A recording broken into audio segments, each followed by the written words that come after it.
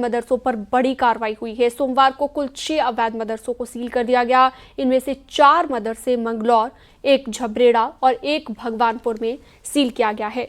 इन पर अवैध तरीके से मदरसों को चलाने का आरोप लगा है, जिसके बाद मदरसा स्वामियों के बीच हड़कंप मचा हुआ है।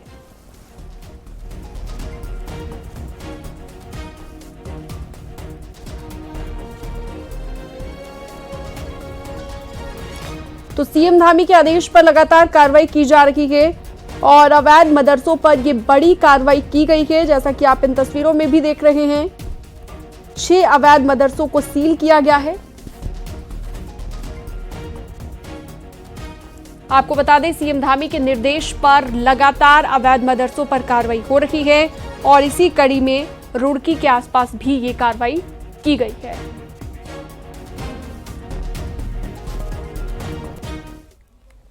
उधम सिंह नगर में लव जिहाद के मामले में आरोपी मुश्ताक अहमद के घर पर सोमवार सुबह प्रशासन का बुलडोजर चला।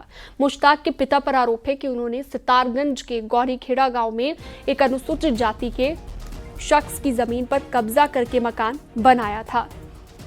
नोटिस भेजने के बाद जिला प्रशासन की तरफ से घर को नेस्तनाबूद कर दिया गया। आपको बता दें, मुश्ताक पर हिंदू महिला के साथ लिव इन में रहने के बाद उसका गला काटकर नृशंस हत्या करने का आरोप लगा है। मृतक महिला और आरोपी का एक इलाके से संबंध है। इस मामले में हरियाणा के गुरुग्राम में मामला दर्ज हुआ था। आरोपी हरियाणा पुलिस की गिरफ्त में है।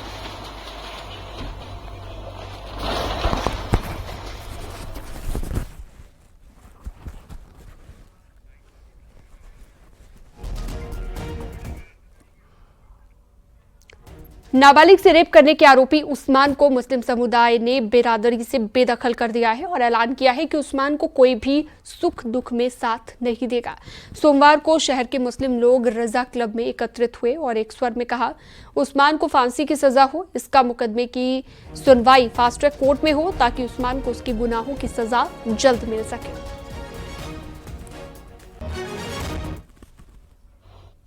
बेदखली एक आदमी के अंदर एहसास पैदा हो कि मुझसे गलती हुई है और गुनाह हुआ है, गुनाह है, ये बहुत बड़ा गुनाह, और उसको एहसास दिलाने के लिए जब हमारी कम्युनिटी उन्हें बॉयकॉट करेगी, यानी हमारे फंक्शंस में, हमारे शादी ब्याह में हम किसी चीज़ में इनवाइट नहीं करेंगे उन्हें।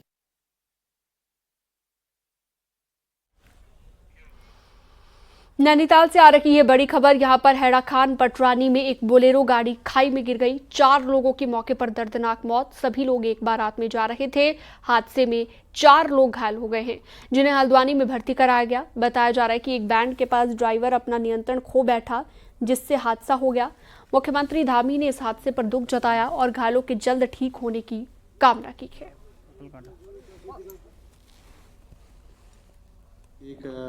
बोलेरो जिसमें बाराती सवार थे, कुल 8 लोग इसमें थे। एक बैंड के पास ये ड्राइवर जो है अपना नियंत्रण खो बैठा और लगभग 250 मीटर नीचे खाई में जा गिरा। 3 लोगों की मौके पे ही मृत्यु हो गई है। जो 5 घायल हैं उनको एम्बुलेंस के माध्यम से सुजला तिवारी अस्पताल भेजा जा चुका है। चारधाम यात्रा के बीच मौसम ने एक बार फिर से मुश्किलें बढ़ा दी है। मौसम विज्ञान केंद्र ने 7 और 8 मई के लिए उत्तरकाशी में भारी बारिश का रेड अलर्ट जारी किया है। गंगोत्री यमुनोत्री धाम की यात्रा पर जाने वाले श्रद्धालुओं के लिए एहतियातन तौर पर ना जाने की हिदायत दी गई है। इसके साथ ही मौसम विज्ञान केंद्र ने ऊंचाई वाले इलाकों में बर्फबारी का अलर्ट जारी किया। सीएम धामी ने आपदा प्रबंधन सचिव को इसे लेकर निर्देश दिए, जिसके बाद सभी जिलों की मीटिंग ली गई। सभी को अलर्ट पर रहने के लिए निर्देशित किया गया। अंदर के डिस्ट्रिक्ट्स में हैवी रेन या वेरी हैवी रेन तक आइसोलेटेड रहेगी, लेकिन जो उत्तरकाशी डिस्ट्रिक्ट है उसमें ज़्यादा दिख रही है। तो उसमें आप ये कह सकते हैं जो हैवी वेरी हैवी रेन है वो कुछ जगहों तक में मिल जाएगी 7 तारीख को। 8 तारीख में भी हैवी रेन जो है और जगह तो नहीं है फिर, लेकिन उत्तरकाशी डिस्ट्रिक्ट में जो हैवी रेन है वो कुछ जगहों तक में 8 तारीख में भी रहेगी। और इक्का दुक्का हो सकता है आपका, जैसे देहरादून डिस्ट्रिक्ट लगा हुआ एरिया, उसमें भी हैवी रेन एक आध जगहों में मिल सकती है। तो इस तरह की स्थिति है। तो इस चीज़ को देखते हैं तो कहीं ना कहीं बिल्कुल प्रिकॉशन की लेने की ज़रूरत है। हमने जो अगर वार्निंग की बात करें तो आज और कल के लिए ऑरेंज है ज़्यादातर जगहों में, चाहे वो इंटेंस स्पेल के लिए है या हेल भी एक्टिविटी मिल रही है उस। बढ़ते हैं आगे। देहरादून के स्पोर्ट्स स्टेडियम में ऐतिहासिक पल देखने को मिला जब मुख्यमंत्री पुष्कर धामी ने सालों से बंद पड़े आइस स्केटिंग रिंक का लोकार्पण किया। करीब 50 करोड़ की लागत से 2011 में बने इस रिंक को साउथ एशिया विंटर गेम्स के लिए तैयार किया गया था, लेकिन भारी बिजली खपत के चलते ये वर्षों से बंद था।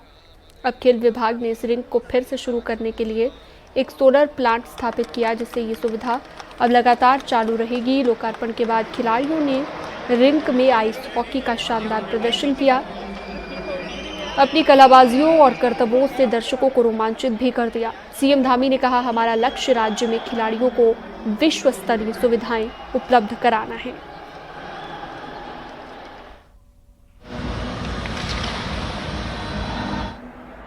न केवल उत्तराखंड बल्कि संपूर्ण देश के लिए एक उपलब्धि से कम नहीं है।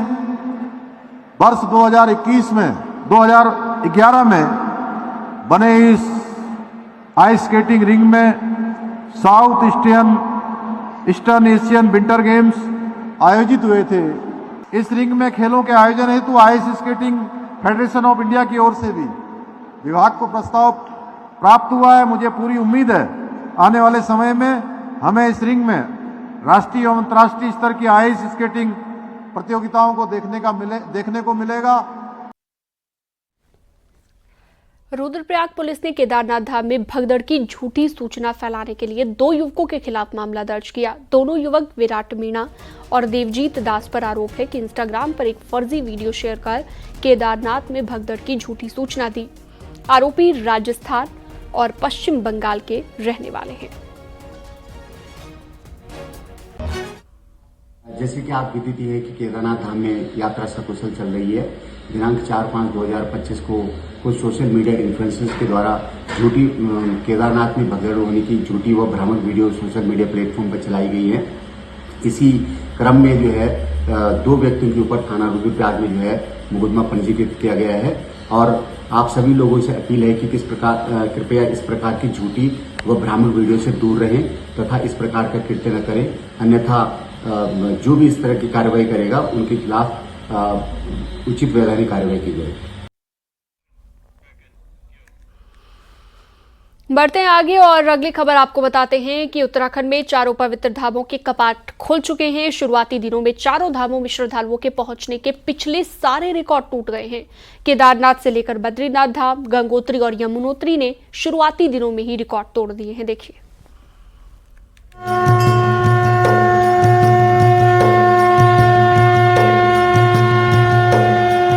उत्तराखंड में पवित्र चारधाम यात्रा का आगाज हो चुका है। गंगोत्री, यमुनोत्री, केदारनाथ के बाद बद्रीनाथ धाम के कपाट खुल चुके हैं। शुरुआती दिनों में चारों धामों में श्रद्धालुओं के पहुंचने का जो उत्साह नजर आ रहा है, उसे देखकर ऐसा लगता है कि आने वाले वक्त में यात्रा सारे रिकॉर्ड तोड़ देगी। श्री केदारनाथ धाम के कपाट 2 मई को विधि विधान के साथ श्रद्धालुओं के लिए खोल दिए गए हैं। कपाट खुलने के बाद पहले ही दिन दर्शनों को लेकर श्रद्धालुओं में काफी उत्साह देखने को मिला। पहले दिन रिकॉर्ड 30,154 तीर्थ यात्रियों ने बाबा केदार के दर्शन किए।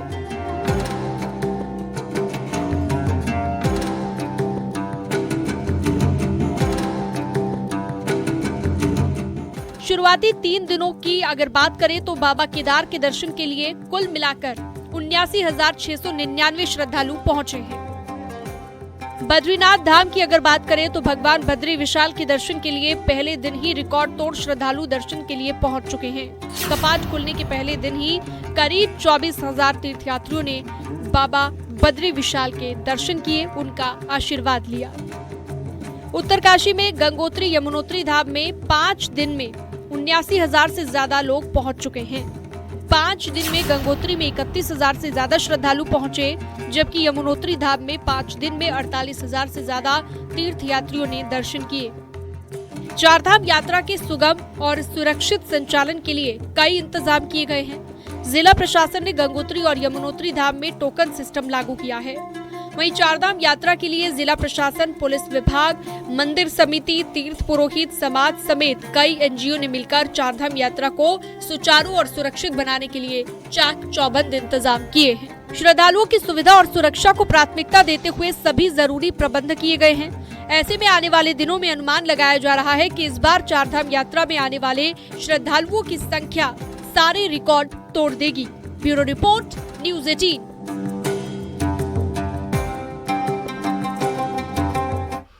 उत्तरकाशी से अगली खबर, जहां पर आज धराली में कल्प केदार मंदिर के कपाट श्रद्धालुओं के लिए खोल दिए गए। सुबह 10:30 पर सभी श्रद्धालुओं के लिए कल्प केदार के कपाट विधि विधान के साथ खोले गए हैं।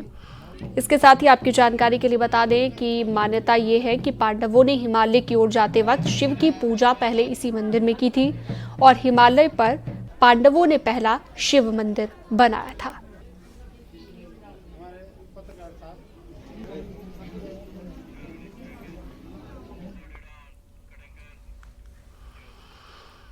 आदि कैलाश यात्रा शुरू हो गई है। बीते कुछ सालों में इस यात्रा को लेकर देश भर में लोगों का क्रेज काफी बढ़ा है। आलम यह है कि यात्रा के जरिए बॉर्डर के इलाके में भी आबाद अब रहने लगे हैं ये इलाके। ये यात्रा इतनी आसान नहीं है। 15,000 फीट की ऊंचाई पर जाने के लिए यात्रियों को कई चुनौतियां पार करनी होती हैं।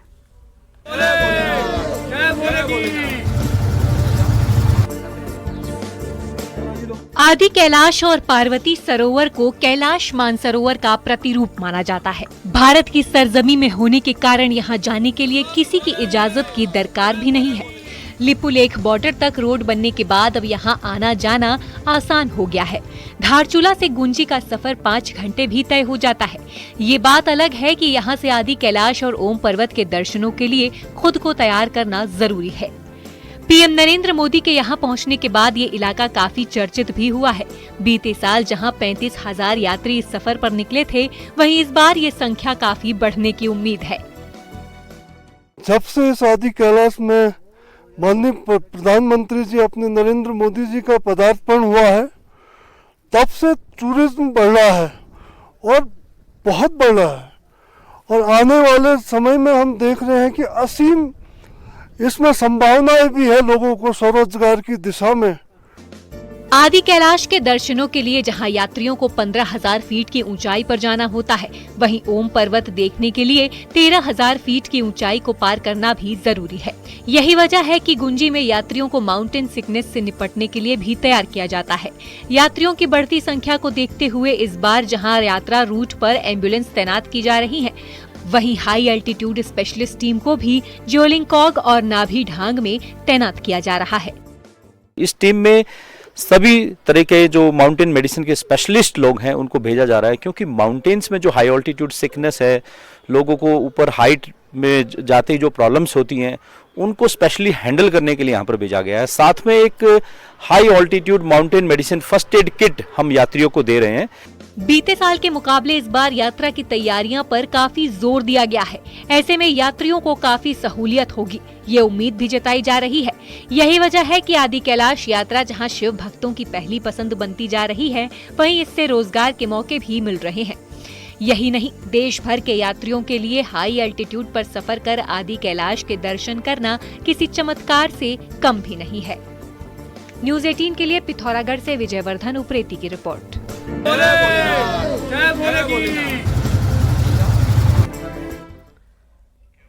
और चलिए अब एक नजर डालते हैं पहाड़ की 10 बड़ी खबरों पर। हल्द्वानी में इन दिनों वेरिफिकेशन ड्राइव चल रहा है। पुलिस घर घर जाकर मकान मालिक और किराएदारों का सत्यापन कर रही है। नैनीताल सांसद अजय भट्ट ने जिले में चल रही विकास योजनाओं की समीक्षा बैठक ली, जिसमें कई अधिकारियों के न आने पर सांसद नाराज हो गए। जोशीमठ की नीति घाटी के लता गांव में 1.5 किलोमीटर तक रोड बन गई है, जिस पर ग्रामीणों ने एक दूसरे को मिठाई खिलाई। गढ़वाल कमिश्नर ने उत्तराखंड में ग्रीन बोनस को जरूरी बताया और कहा कि राज्य में आर्थिक संसाधन कम होने की वजह से ग्रीन बोनस जरूरी है। अल्मोड़ा पुलिस ने गायब हुए 52 मोबाइल फोनों को अलग अलग जगह से बरामद किया और उनके मालिकों को वापस लौटाया गया। हरिद्वार में पर्यटन मंत्री ने चारधाम यात्रा रजिस्ट्रेशन सेंटर का निरीक्षण किया। यात्रियों से बात कर उनके फीडबैक लिए गए। बागेश्वर में डीएम ने जनता दरबार लगाकर लोगों की समस्याओं को सुना। अधिकतर लोगों ने पानी की शिकायत की। हरिद्वार में नगर निगम जमीन खरीद घोटाले के मामले में कांग्रेस ने कहा कि जल्द ही इस मामले में बड़ा प्रदर्शन किया जाएगा।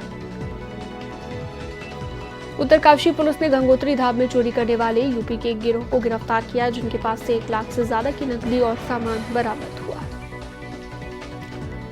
बागेश्वर में सोमवार को फिर से मौसम का मिजाज बदल गया है। फिर से दोपहर में बारिश हुई, तापमान गिर गया।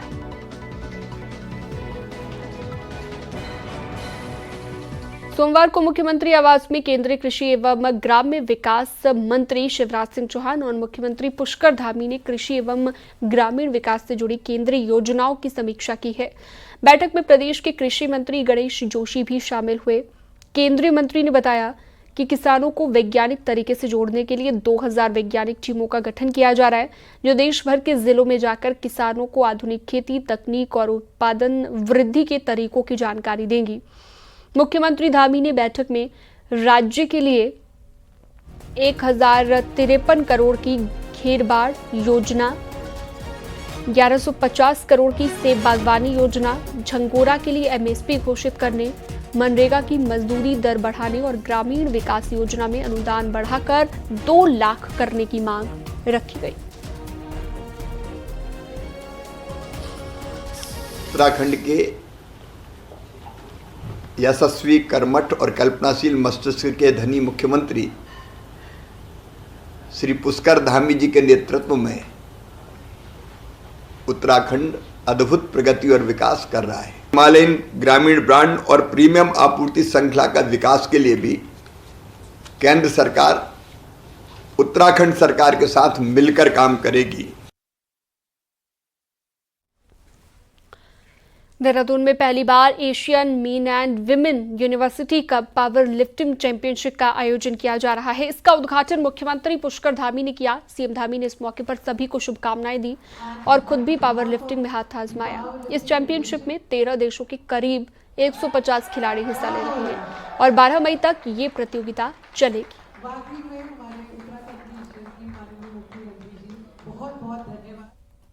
आत्मविश्वास और अनुशासन को बढ़ावा देती है, बल्कि उन्हें शारीरिक और मानसिक रूप से सशक्त बनाने में भी बहुत अहम भूमिका निभाती है। अभी मैं सभी जब विभिन्न देशों के खिलाड़ियों से मिल रहा था, उनके द्वारा जो परिश्रम से अपने शरीर को एक सांचे में ढाला गया है, वो सच में बहुत काबिल तारीफ है। वक्फ सुधार जन जागरण के अभियान के तहत सांसद त्रिवेंद्र सिंह रावत और वक्फ बोर्ड के चेयरमैन शादाब शम्स सोमवार को रुड़की पहुंचे, जहां पर उन्होंने एक बैठक की। बैठक के बाद त्रिवेंद्र सिंह रावत ने कहा, वक्फ की कई जमीनों पर अवैध रूप से कब्जा किया गया था। नए कानून से अवैध कब्जे वाली जमीनों को मुक्त कराया जाएगा। बोर्ड के द्वारा किए गए, क्योंकि उन्होंने जहां उंगली रख दी, साहब यहाँ पर बादशाह का घोड़ा खड़ा हुआ था, रात को ये संपत्ति वक्फ की है। अब ये कौन सा लॉजिक है भाई, कौन सा तर्क है ये? तो इस तरह से जो अवैध कब्जे किए गए, चाहे सिख समाज के किए होंगे, ईसाई समाज पर किए गए, हिंदुओं के भी कुछ मंदिरों पर इस ढंग से अवैध रूप से कब्जे किए गए हैं। तो इसमें प्रावधान किया गया है कि ये कानून रेट्रोस्पेक्टरी लागू होगा और जो भी इस तरह के अवैध कब्जे हैं, उन अवैध कब्जों को वापस किया जाएगा।